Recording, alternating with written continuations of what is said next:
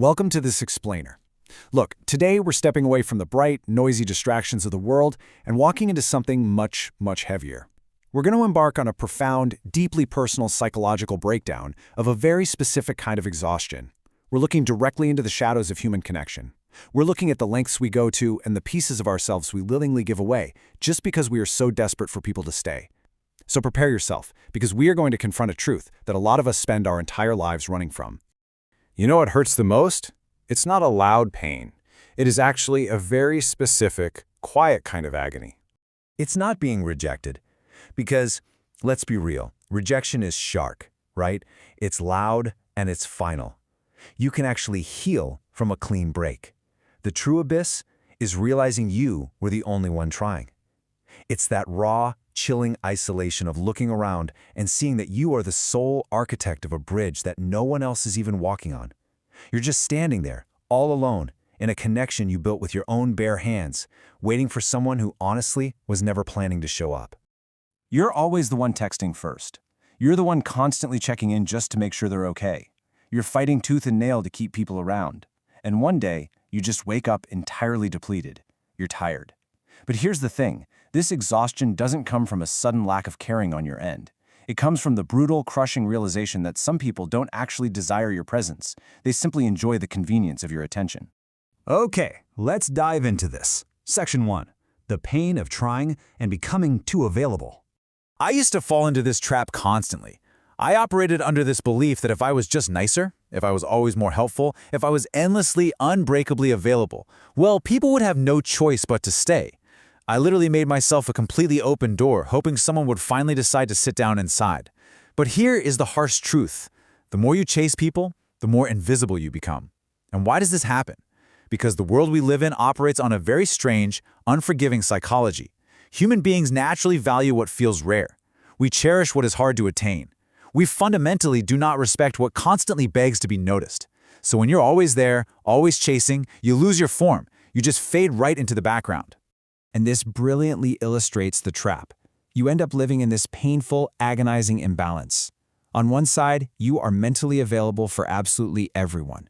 You instantly reply to messages. You wait anxiously for notifications. You spend hours overthinking these dry, one-word texts, trying to decode a meaning that just isn't there. But on the other side, nobody's emotionally available for you. You pour out oceans of effort, and you receive a completely empty cup in return. It's a completely lopsided existence.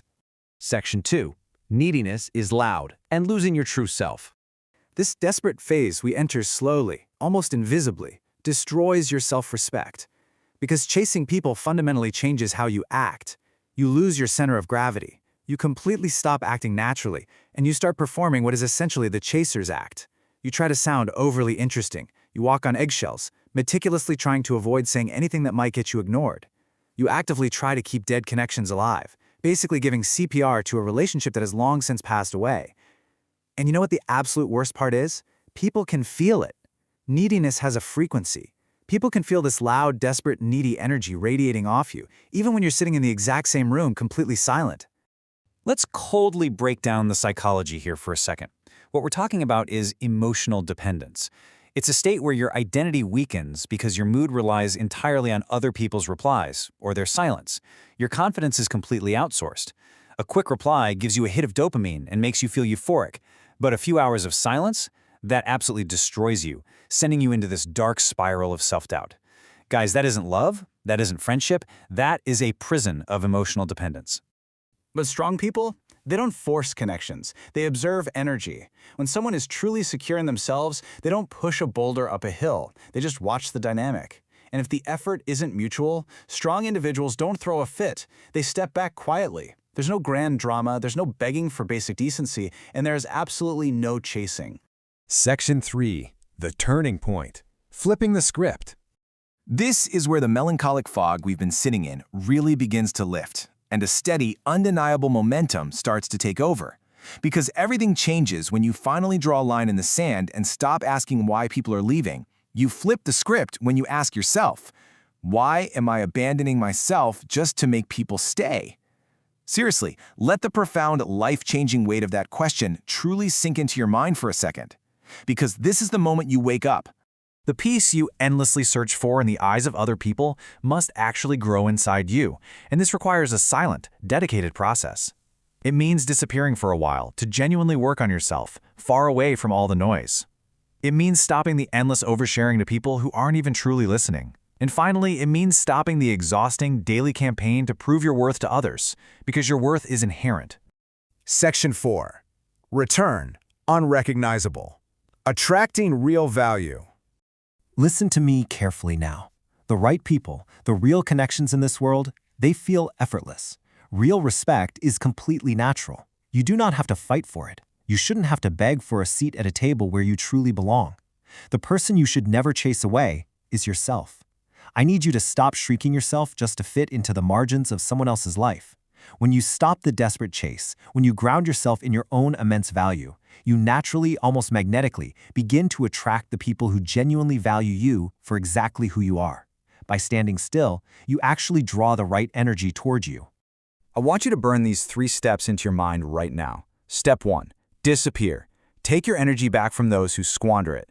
Step 2, improve. Build your mental, physical, and emotional foundation in pure silence. Step 3, return unrecognizable. This is the exact blueprint for silent, powerful self-improvement.